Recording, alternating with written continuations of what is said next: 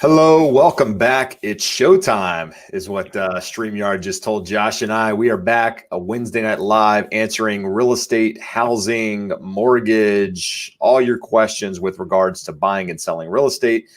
Could pertain to refinancing, but just, basic knowledge about buying and selling houses. We're here to answer those questions. Do us a favor. Let us know where you're watching from tonight. And also, if you have questions, that's why we're here. We're going to start with a couple that kind of, I put out a message this morning saying I was going to do this. Are there any topics that people want me to address? And a couple of people put some stuff in there. So we're going to start with those. But I encourage you to leave something if you have questions. And we'll definitely get around to talking to them. So, Josh and I were talking as we got on this, that, one of somebody reached out and said that they're looking to buy in June, and they were asking about how soon before that should I get pre-approved. And I'll let Josh throw his 2 cents in here in just a second. But normally what I tell clients is, you should do it now, even if you're looking in June. And the reason for that is because you want to make sure that there's nothing that might be affecting your ability to qualify, because you'd rather know now and have months to fix it versus waiting until, 30 days, 60 days prior to you actually looking for homes and finding out you can't qualify then. Maybe something shows up on your credit. Maybe there's something with the way your income's reported. Maybe there's something that you're not aware of that could be affecting your ability to qualify. And, Josh can speak to this too, but most pre-approvals are good for 60, 90 days, depending on credit and that sort of thing. But, it's never too early, right, Josh? No, absolutely. That's what I tell anyone. Do it now, do it today. And here's why. So let's say that buyer looking to buy in June, and we're here in January. Well, I'm gonna have to redo the everything. Well, you don't need to redo everything. Once I have the loan application is what it is. Even if you change jobs, you tell me who the new job is, you send a new pay stub, and we update it. So you only have to do the application once. We'll update credit. It's pushing a button. But what does it do for us to get that information now? We can get an idea of how well qualified you are. And let's say it's a conventional loan. And safely on most conventional loans, we can go to a 45% debt to income ratio. Well, if you're at 40%, then we don't much care that if rates go from 2.875 to 3.25 because you're at a 41, you're still fine. Well, if to get what you want in a really tight and difficult market that's still going up, you're getting in bidding wars, and we're at a 44.8, that prices go up a little bit, rates go up a little bit, you may not qualify any longer. So we want to know that. We might move up your timeline. It could be something as simple as, I have clients all the time that say, I have perfect credit. We get their credit report and it says it's a 721. It's a good credit. It's not perfect. For a conventional loan, 740 and above will get you the best terms. And oftentimes we'll say, well, yeah, that card is maxed out, but we just took out a Best Buy card and we bought all new appliances. Well, cool, it's zero balance or zero interest, but you need to pay it off because that's impacting your score the last 10, 15 points. And that's just one of a number of examples. It gives us all the time in the world to work through anything that may be an issue between then and now, to maximize your credit score, to make sure that if we need a little bit more money, that you have time to save it, set it aside, get a gift from a family member. It's just a matter of the value of the extra time of preparation vastly exceeds the cost of having to update pay stubs and bank statements in 3, 4, 5, 6 months when you're ready to go. No, I mean, I think you brought up some really good points there. I mean, the fact that, housing prices are likely going to increase as you move into summer in a lot of markets. So if you're borderline right now qualifying, that's going to affect your ability to qualify. So maybe you do move up that timeline. I think that's good. I think what a lot of people struggle with, or what I hear people often say, is like, hey, I just don't want to do it now because I'm going to have to do it again. And when I do it again, it's going to be another inquiry on my credit report. It's going to affect my credit score. And I think we both know this, but why don't you talk a little bit about that? Like, getting your credit run more than one time with a lender outside of that 45-day period. So yeah, know yourself. So if most people have a pretty good idea, especially with every credit card gives you a free score. You got Credit Karma, you got Experian making these free offers. Most of us have an idea of what our credit score looks like before it gets run. But an inquiry for someone with a 750 credit score might have a 1 to 3 point impact on your score. And it's going to go away in 60 or 90 days because the credit scoring model is going to see, hey, there was an inquiry, but there was no credit attached to it. There wasn't additional credit taken out. And a mortgage inquiry or even an auto is going to be treated differently than a credit card. Credit card, it's looked at more negatively because they're just used differently. Someone can have multiple mortgage inquiries. You're unlikely to go take out multiple mortgages. You're going to buy a property, you're going to refinance a property, and you're going to move on. So the only people that I worry or am concerned about is if you tell me, hey, I've been working on my credit. We've been trying really hard. I had a 580 credit score and I'm just now to 635. Probably don't want to pull that credit. We have some ways of doing a soft pull that doesn't generate an inquiry, and it lets us look at the data there. It doesn't tell us anything about the scores of what they're likely to be, but it allows us to get an idea of what's in your credit and what you can or should be working on. So again, I know a lot about credit. I'm not a credit expert. I deal with a situation, a person who is an expert. So when we get something that's above my pay grade or someone that it's really critical, we get them to a certain level. I referred a viewer from the YouTube channel that we're working on getting him approved. And basically in that situation, the scores were lower. He's done a great job, brought him up 50, 60 points. We need him to be about 25 points higher. And it was kind of gray area of knowing what are these impacts and what's the best way to handle it. I referred him to my credit guy in that situation, and it's unique that it's rare. 1 out of 10 do we feel it needs to go to that level. But these are all things that we can do if we have time. And long way of answering the question of saying, if you have a 700 plus credit score, I'm not worried about inquiries unless you feel like you are going to buy a car or you need to get a new credit card or you're going to have additional inquiries. One now and another one 6 months ago. They list the inquiries are listed as to what they're for. It says student loan, it says auto loan, it says mortgage, it says consumer debt, and the scores know what you're doing. And a couple of mortgage inquiries throughout the course of a year are not going to have a significant impact on your credit score. No, that good information. But while we're on that, let's talk a minute about Credit Karma, about these credit scores that you get with your credit card versus the FICO 8 model or whatever it is that lenders are using out there, because there's often discrepancies, right? People say, hey, look, my credit's great. Like I'm looking on my American Express, it tells me my credit score is 800. And then you pull it, right, using a completely different model because Credit Karma is using a different model than the lenders use. And you can talk about this in more detail because you have the expertise there. But, where should people go? Like if they want to find out their credit score outside of calling a lender, is there a good resource? Is there a good place that they can go pull all the bureaus without having to go to each one individually? Thoughts on that? Every free score that you pull is going to be what's called a Vantage score. And it's different than your FICO 8. Just in simple terms, FICO 8 is garbage, but it's what we are forced to use in the mortgage industry. The company behind Vantage Score has been lobbying for years and has very persuasive evidence and information as to why it's a more valid score.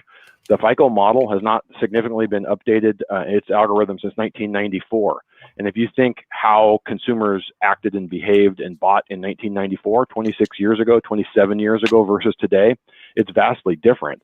The Vantage Score is a modern model that takes into account many more things and is probably a more accurate representation of your credit risk to a lender. And we look forward to a day, hopefully, that Vantage Score is used for those purposes. But all of the free scores, all of the services that you buy, they use Vantage Score because it's cheaper, because that's how Vantage Score makes money, because they can't be used for mortgages.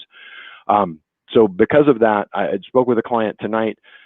He thought his score was 820, 830. And I told him, I said, the good news, you're probably still going to be over 800, but you're going to be 10 to 25 points lower on the FICO model. The bigger issue is, he says, my wife's lower, hers is like 750. So we're in a gray area there, because we talked earlier that the absolute best tier for Fannie Mae, Freddie Mac pricing is 740 and above. She's probably going to end up somewhere between 720 and 740, and it's something that we're going to want to work on. So you really don't have other options besides the Vantage Score. It's what you have access to. Get it, but just know that it's generally inflated. And it's not that bad for people with really high credit scores. But if you're in the middle range and you're thinking, hey, I've been working super hard, I finally got it, I have a 685, and you've crossed that 680 threshold, maybe, but probably not. So you want to give yourself a cushion to work even higher on that. No, good stuff. So let's go to a question here. Will is asking about interest rates. So we were talking a little bit about interest rates prior to going on this. So as the media normally does with anything and everything, they take, whatever's happening and it's big news across the board. So what's actually going on with interest rates? Because if you look at the news, it's all over. So one of the biggest sources of frustration for any mortgage loan originator is the lagging impact of news or when news hits. So the most commonly cited data in the news media, whether it's an article you see on the internet, what gets quoted on the nightly news, is the Freddie Mac Primary Mortgage Market Survey. It comes out every Thursday. It gets quoted everywhere. It says mortgage rates hit new low.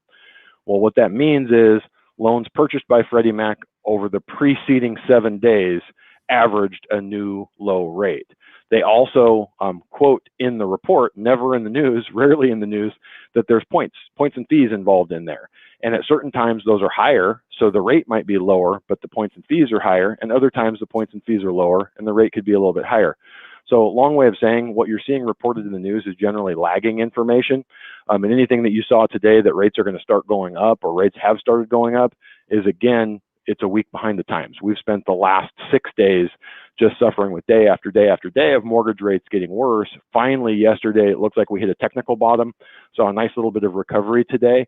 And my guess is we'll probably retrace about 50% of what we lost the last 6 or 7 days. So we were probably a quarter to maybe 3/8 at the worst, worse in rates over the last 7 to 8 days.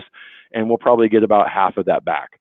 For well-qualified borrowers, we're still safely under 3%, which is still an amazing rate.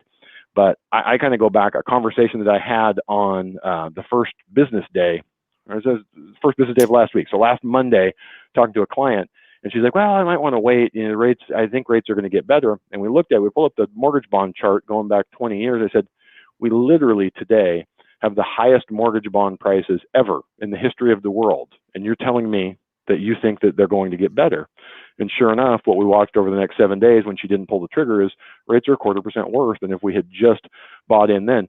And what her thought was, going back to the credit score conversation, is her score was just under 740. She wanted to work and get the score over 740. It would have saved us 1/4 point, not an interest rate, but 1/4 point in fee. So trying to save that last little nickel on it cost us more than that. So when we say you need to be working with an expert, most mortgage originators have no idea how the bond market works, what technical analysis is, where the market's likely to go tomorrow. And when I say that, I will fully acknowledge that I have a pretty good idea, but I have 3 different services of guys that are really geniuses at this stuff, and they don't always agree. So that tells you that there's not an answer. No one has a crystal ball, but what we do have is the technical analysis gives us a roadmap of what's likely to happen tomorrow. When you have 2 or 3 really smart people that you follow, you can sort of know what their bias is over time and what's likely to happen. And I compare it to, we don't have the crystal ball. We don't know what's going to happen tomorrow, but it's like counting cards in blackjack. You know when the shoe is in your favor and you bet more heavily. You know when it's against you and you take your bets off the table. I clearly haven't learned that when I go to Vegas. You just triple down? Yeah, it's. I lost the last 5 hands. I got to bet more. Just keep putting it down, right? Good information. So, got a couple of comments here. Jay, is this mortgage scoring model is savage. I'm not sure which one we're talking about there, but Credit Karma is. Yeah, we talked about Credit Karma being inflated. Now we talked about Hunt family here is asking, sell my house now or wait. So, it's one of those things that it's hard to determine exactly what's going to happen, right? I mean, there's a chance, right? A very good chance that you wait till the spring housing market, buyer demand is might pick up at that point, and you have multiple people bidding on your house, depending on what market you're in, and so on and so forth. Here in Huntington Beach, actually went on a listing appointment prior to this conversation here, and in Huntington Beach, town of, again, 200,000 plus people, we have 9 homes, single family homes, under $1 million on the market. 9, between 1,100 square feet and 1,500 square feet. So you can do the math on the price per square foot basis, but the idea is that there's not a lot of property out there. And so someone like the gentleman that I spoke with tonight, he puts his house on the market. He prices it correctly. There are no homes within, a pretty big radius of his house chances are he's going to get multiple offers and sell quite a bit over the asking price because he's got a very nice house in a very nice neighborhood. He's done all the right things and there's no competition, right? So what you have by waiting is maybe prices go up a little bit. Maybe somebody, there's a new comp that you can base your house off of.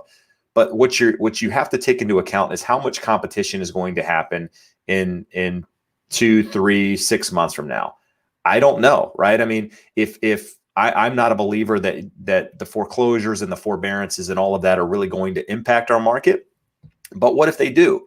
What if you have more properties come to the market and saturate some of these neighborhoods or whatever market you're in, and now you have competition? You're less likely to get the multiple offers and bidding over asking if buyers have multiple options to choose from. So I'm not here to tell you that you should sell your house now. But it's a lot like interest rates. If what you're looking at right now, whether it be interest rates or selling your house, if those numbers make sense to you, then it's probably worth considering. Trying to pick the top or the bottom of a market or the lowest interest rate or the lowest stock price or the high, whatever it is a fool's game.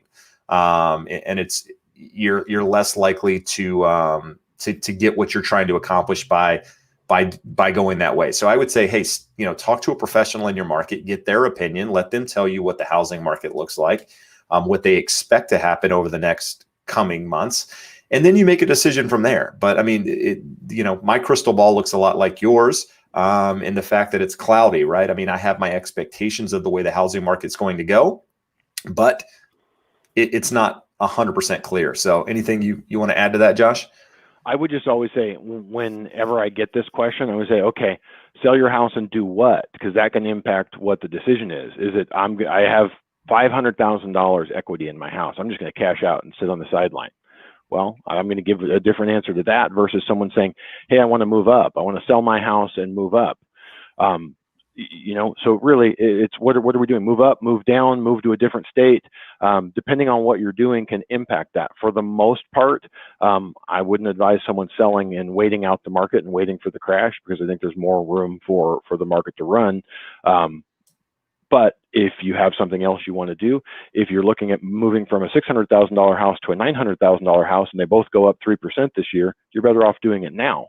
You're going to lose on the extra appreciation on the higher priced home. If you're moving down, you might want to go the other direction. So there's just a few questions behind that to consider. But for the most part, if you're looking to sell and buy another home, it really just depends on which direction you're going. Yeah, and maybe you're going out of state, and if you're going out of state, then you've got to consider what your options there, right? I mean, I've talked about this many times. I network with a lot of agents across the United States and a lot of the hot housing markets right now, and their markets. I mean, some of the things I'm hearing are insane. I mean, like the Bellevue, Washington area. A friend of mine was talking about it. I think there was like 2 homes on the market under $1 million in the whole area, and I mean, just things like that that are nuts. So.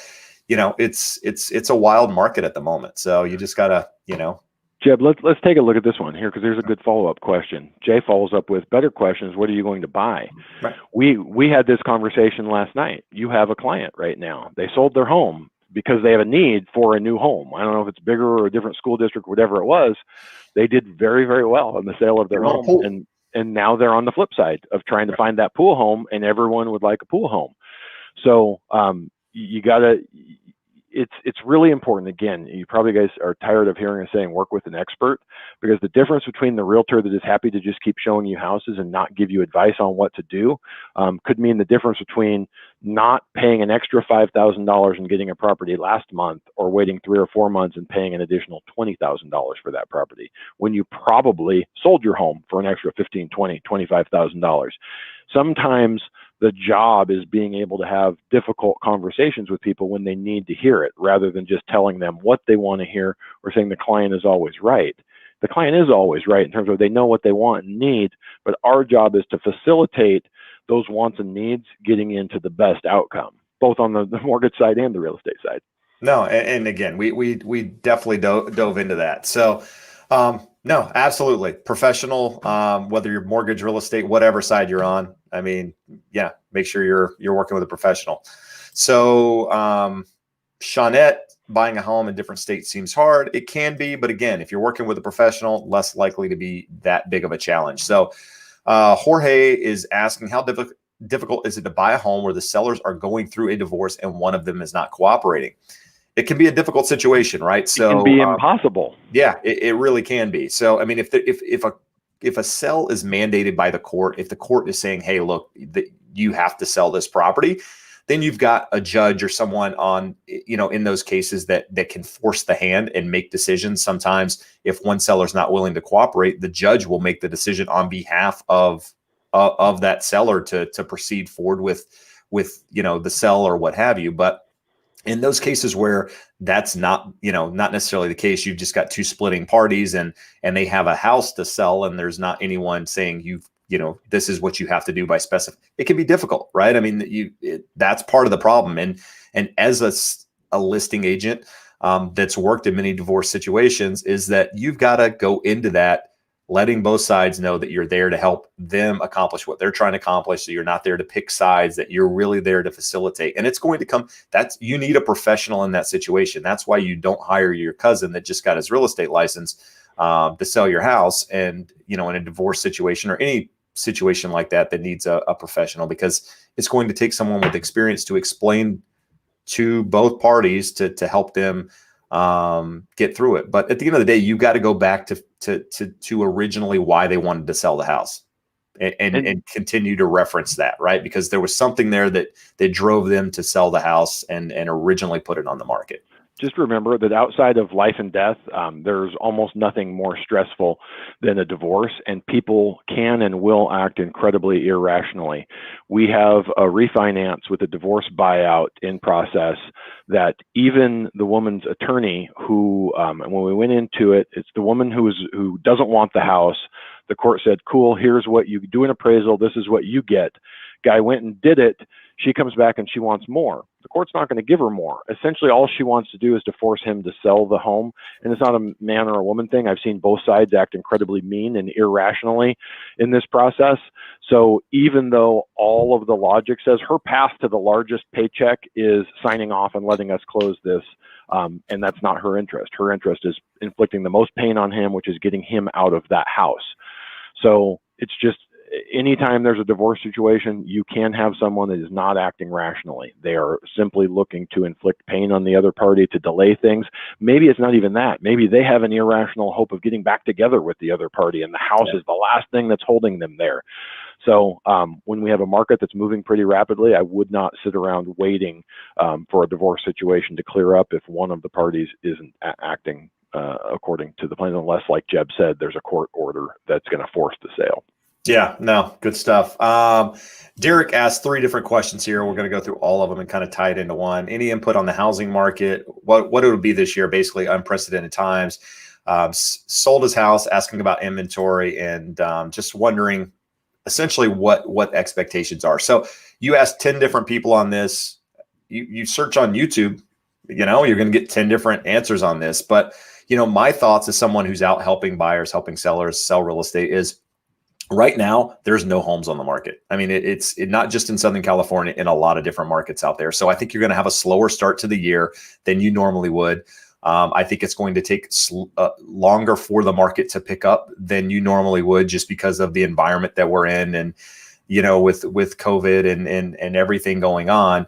But you're going to see more homes come to the market, but it's likely going to be once people start to see some clarity with what's going on, once they start to see vaccinations making an impact. Once I think some things need to happen for people to feel comfortable with others walking through their home, especially if they live in the house. So I think as you move into spring, you're probably going to see the housing market pick up a little bit, but I don't think you're going to see this huge influx of inventory.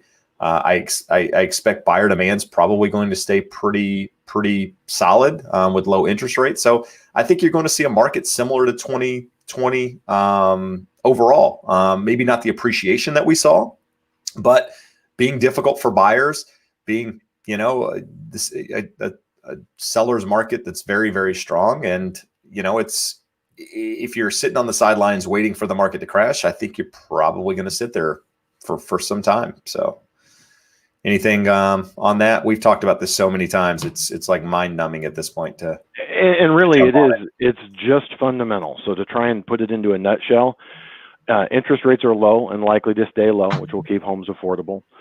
There's not a lot of supply, and there are a lot of people that want to buy, and more every day as millennials as a cohort get into prime buying age. So there are a few baby boomers aging out of the market, but more millennials coming into the market to buy those homes. So if you look at the fundamentals of supply and demand and the demographic data, there's just no case to be made that in 2021 home prices are going down. If you're out of the market and wanting to get in, your best case scenario is a somewhat level market, 1, 2, 3% appreciation. The worst case, and the worst case for everyone, other than if you want to own your home for another year and sell next year, the worst case for everyone is continued appreciation above 5%. That can happen for a year or two, but when it goes on for 3, 4, 5 years, there's all sorts of problems and distortions and imbalances. So even if you're a homeowner, you don't want that. We all kind of want Goldilocks growth of like 2, 3% a year. It works for buyers, it works for sellers, it works just for the economy. So for what it's worth, that's what I got. No, that's good stuff. Asking about buying a first home, lack of inventory, should you consider new construction? So what I would say about new construction is, that's one of those pieces of the market where, depending on where you're buying, can be the way that you enter the market and not have to deal with inventory. But we've discussed this before, make sure if you're buying new construction, try to get into the early phases of developments. I think new construction is great, depending on where you're trying to buy and what you're trying to purchase. What it comes down to is, can you find the right home at the right price in new construction? And if you can, then consider new construction. If you're, what I tell buyers all the time when looking at property is if you're having to convince yourself it's the right decision, then it's probably not the right decision. But if you walk in and you have some emotional feeling, and buying a home is an emotional process, right? People buy emotionally, they justify logically. So if you have an emotional reaction to something, then it might be the right thing, but you shouldn't have to convince yourself to do something in a lot of these scenarios. So that's my thought on it. But try to get into the early phases of new construction developments, because you'll reap the rewards of people buying after you. Because traditionally, there's different stages, different they build houses in these stages, if you will, and as each one comes out, or phases is the word I was looking for, but as new phases come out, the prices typically go up. So which means you're going to reap the appreciation of being one of the early guys in there.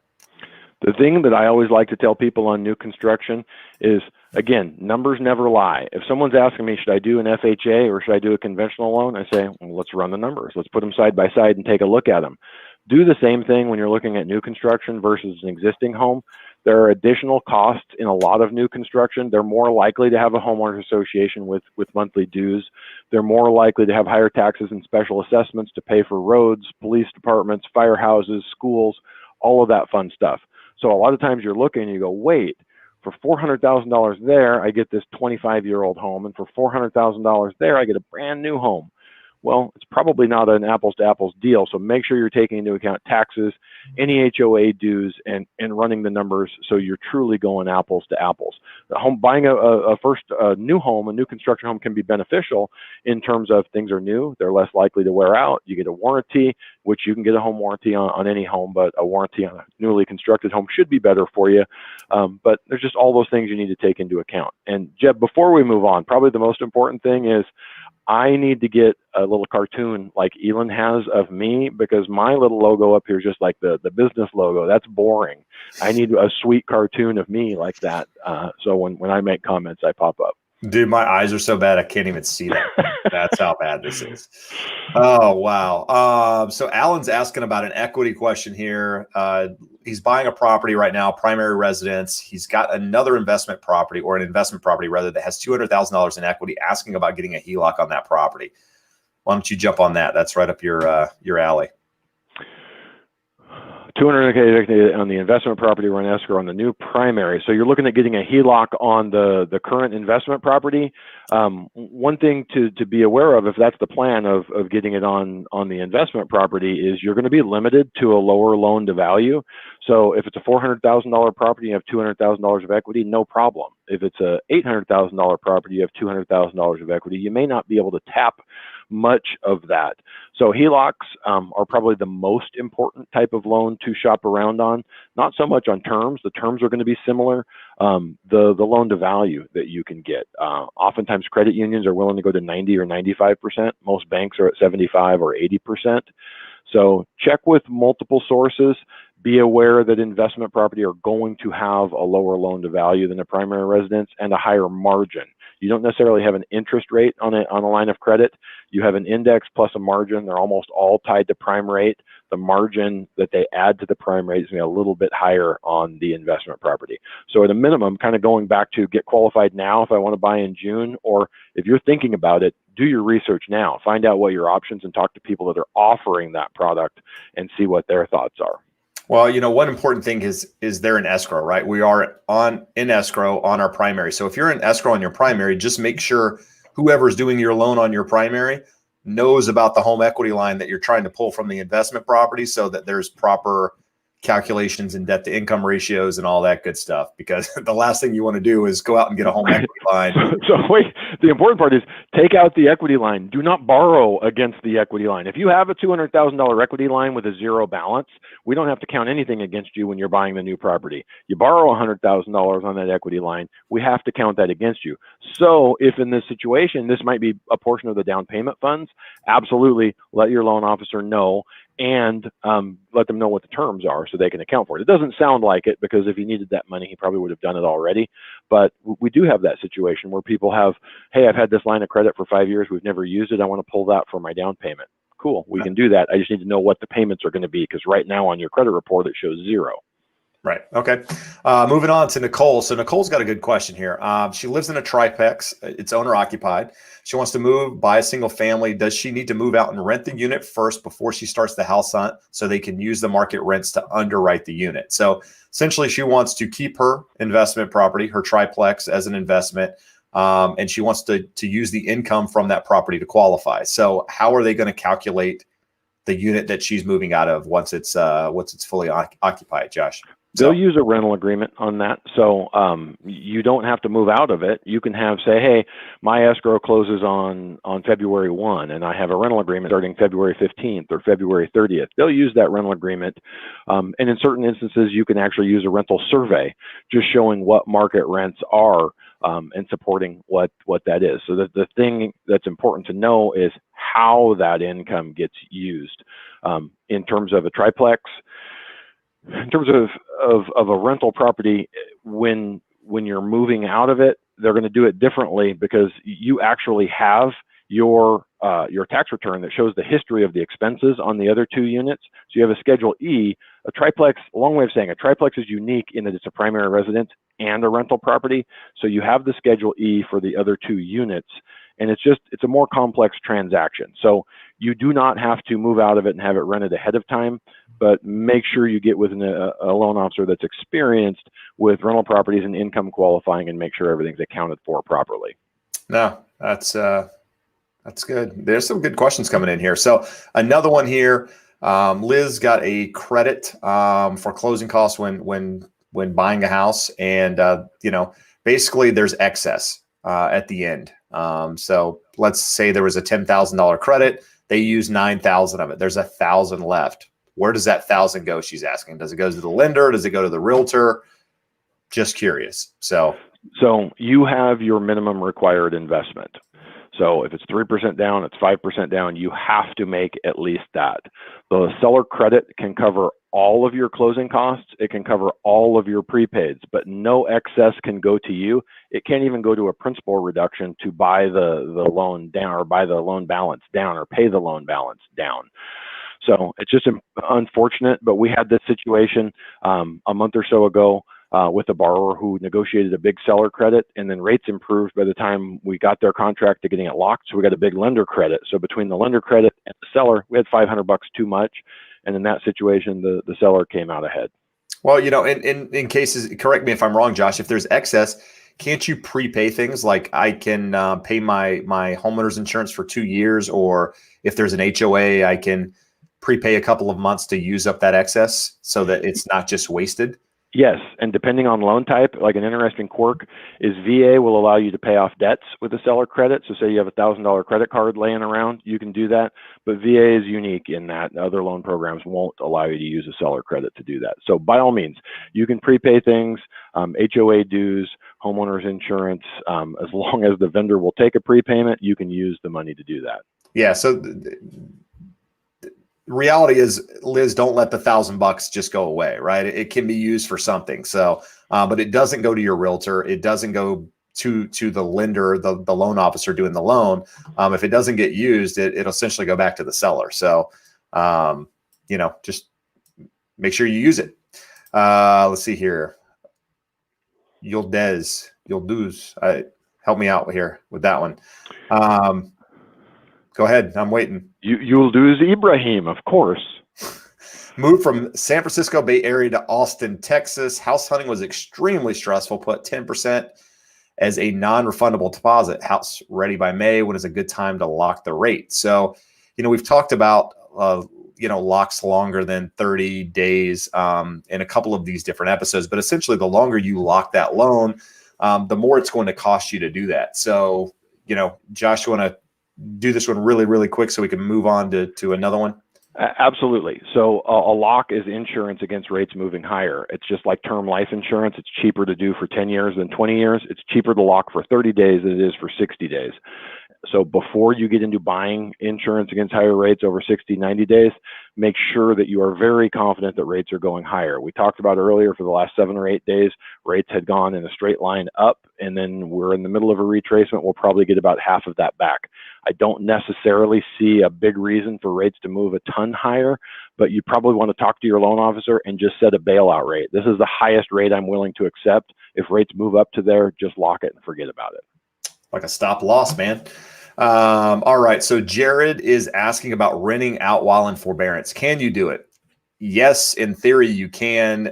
It's kind of, I wouldn't say it's illegal or more unethical than anything else, but essentially what you're supposed to do, if you have a rental property that's in forbearance, you're in theory supposed to pass that same agreement along to the tenants. That's part of the deal. So if just take a rental property, for example, if you own a rental property and the lender gives you forbearance, you're supposed to let your tenants know that the property's in forbearance and that they don't need to pay their rent. That's how it works. So, take it for what it's worth. To answer your question, yes, but I'm not sure, how they'll look at it if they find out.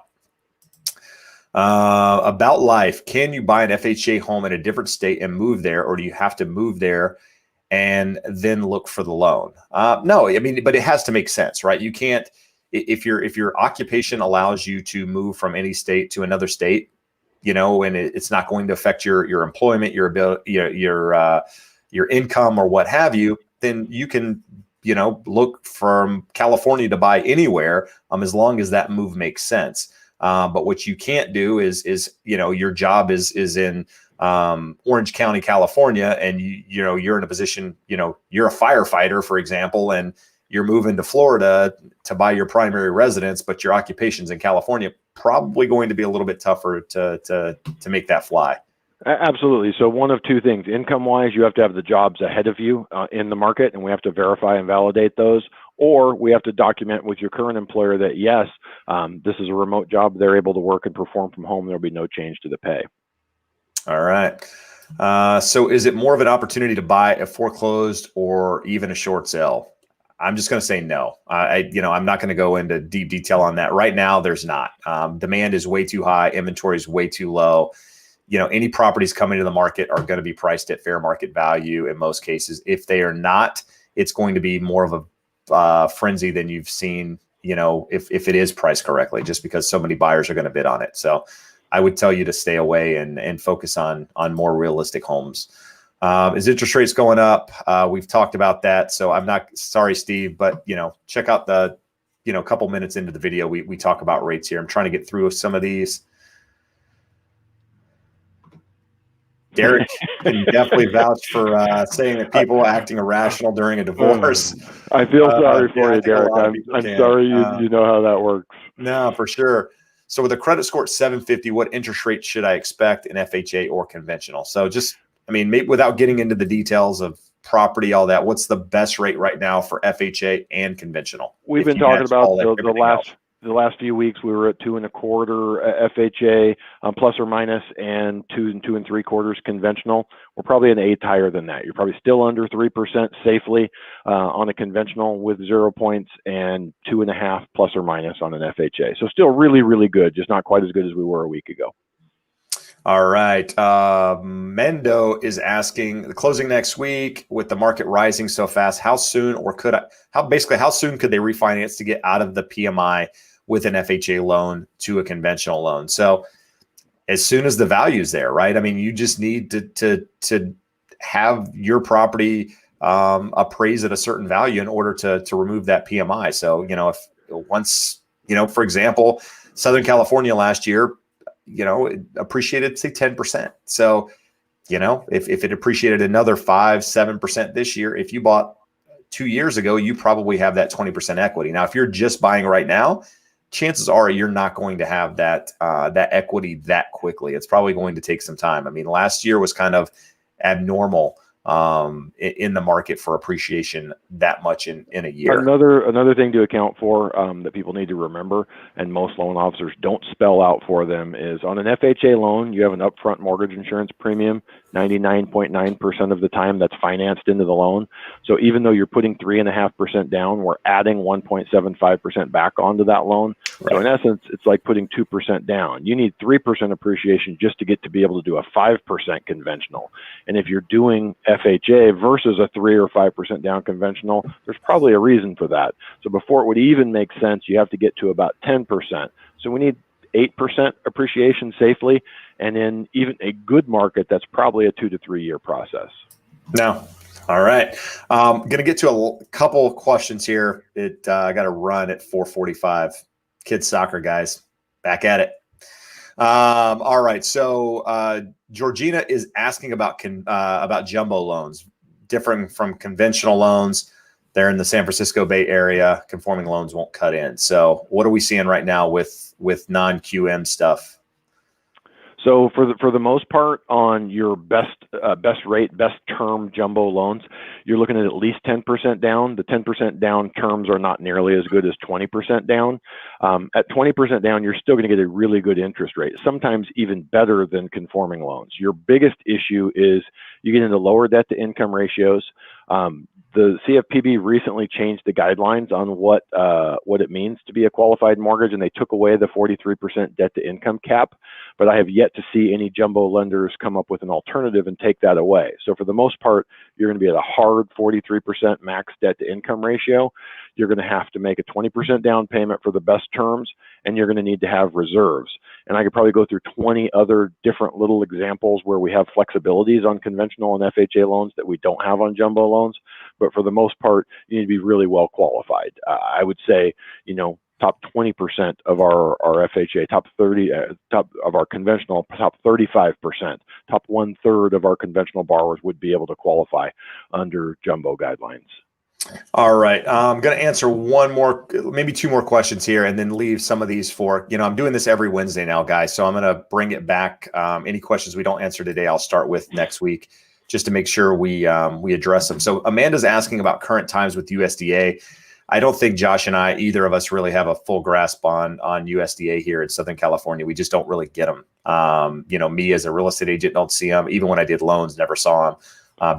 There's not a lot of property out here in our, within a good 100-mile radius of us that's USDA qualified. As populations increase, areas that used to be, my mom lives in North Idaho, like all of anything outside of Coeur d'Alene used to qualify for USDA, and now like all of Post Falls, all of Coeur d'Alene, the population is too high, it no longer qualifies as rural. So it's not just us, they're going away everywhere. But that being said, in all the forums that I belong to, I haven't heard anyone saying anything horrifying about USDA turn times right now. So I don't think there's anything terrible there. Sonia, email me. I'll throw my email up here in just a minute for recommendations on a lender there. And I then know I'm a gonna, guy. I know a yeah, I guy, know Jeb. somebody. So I'm gonna end this with John's question. So John he's mentioned basically having a difficulty time buying for months. He's been waiting. He's good credit. He's considered. He's made two different comments here. A strong buyer, but he's just having trouble finding a house. Should he wait? It basically just, what should you do? Be patient. Continue to watch the market. The opportunity is going to come up. You're going to find the right property. I wouldn't, if you're really a serious buyer, I wouldn't lock myself into a long-term lease in this situation. If you can find something, if you have to move, maybe try a shorter term lease, just continuing to look. But I think inventory is going to pick up in coming months. It's not going to be anything crazy, but you're likely to see more homes come on there. And as they do, just, put it, make sure you're working with a professional, somebody that can guide you through that process and really help you set your offer apart. And like we talked about last week, Jeb, a professional with a big network, because a lot of the things that get put together before they get to multiple bids. No, 100%. And I did a video a couple of days ago where I talked about, some strategies you can use in this market to help your offer stand out. So maybe that's something you can add to your offer as well to maybe put yourself in a different position. So I am going to throw up Josh and I's contact information. Like I mentioned, doing this every Wednesday. So I'll be back live next Wednesday at 6 p.m. Pacific Standard Time. But if you want to contact me, myself or Josh, emails are there. If you have a question, you need a lender, you need a real estate agent, whether it's in California, anywhere in the United States, reach out to me. I'll make that connection and get you in good hands. But, I appreciate you guys watching, appreciate the support. And any final words there, Josh? No, it's an interesting market. I expect more of the same: small, slow to high appreciation. Interest rates low to slightly higher, but they're going to be low and good, and it's going to support the market. Prices are going to continue going up.